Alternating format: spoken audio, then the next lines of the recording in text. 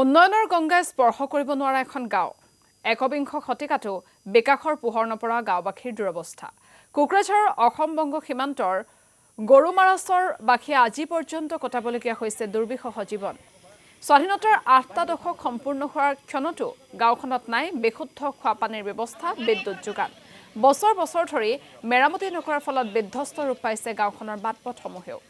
বাৰিষা পথ যোগাযোগৰ সুব্যৱস্থা নথকাৰ বাবে গৃহবন্দী হৈ থাকিবলগীয়া হয় গাঁওবাসী বৃহত্তৰ গাঁওখনৰ ওচৰ পাজৰে নাই চিকিৎসালয় দুৰ্ভাগ্যজনকভাৱে গাঁওখনত থকা প্ৰাথমিক বিদ্যালয়খনত 100 গৰাকী শিক্ষাৰ্থীক পাঠদান কৰি আহিব লগা হৈছে এজন মাত্ৰ শিক্ষকে আৰু এই সন্দৰ্ভত এক প্ৰতিবেদন আগবঢ়াইছে শহীদুল ইছলামৰ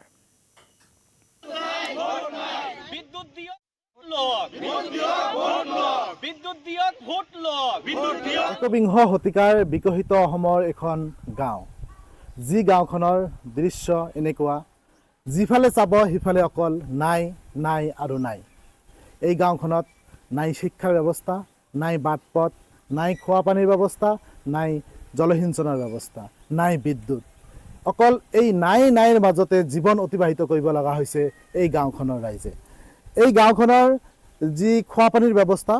ইয়াত যদি ক'বলৈ যোৱা হয় তেনেহ'লে কিন্তু ইয়াত ঘৰে ঘৰে দমকল আছে কিন্তু তাৰ উপৰিও ইয়াৰ যিসমূহ সাধাৰণ ৰাইজ আছে সংকোষ নদীৰ পৰা পানী আনি খাব লগা হৈছে এই গাঁৱৰ কিছুমান ৰাইজ আছে মই কথা পাতিম হয় কি ক'ব গাঁওখনৰ যি সামগ্ৰিক পৰিৱেশ একেবাৰে চাৰিওফালে নাই আৰু নাই কি ক'ব এই ক্ষেত্ৰত হয় আমি 2 নং গৰুমাৰাছৰ গাঁৱৰ বসবাস কৰোঁ আমাৰ এই গাঁওখন হ'ল কোকৰাঝাৰ জিলাৰ অসম-বংগ সীমান্তৰ এখন প্ৰত্যন্ত গাঁও যিখন গাঁৱত আধুনিকৰণৰ কোনো ব্যৱস্থা আজিলৈকে আমি হয়তো দেখা নাই যিখন গাঁৱত আজিৰ তাৰিখলৈকে হয়তোবা আমি বিশুদ্ধ খোৱা পানীৰ কাৰণে হয়তোবা বহু যোজন দূৰলৈ বাট চাই থাকিব লগা হৈছে যদিও আমাৰ জল জীৱন মিছনৰ এটা ব্যৱস্থা কৰা হৈছিল কিন্তু আজিলৈকে এইটো কাৰ্যক্ষম হোৱা নাই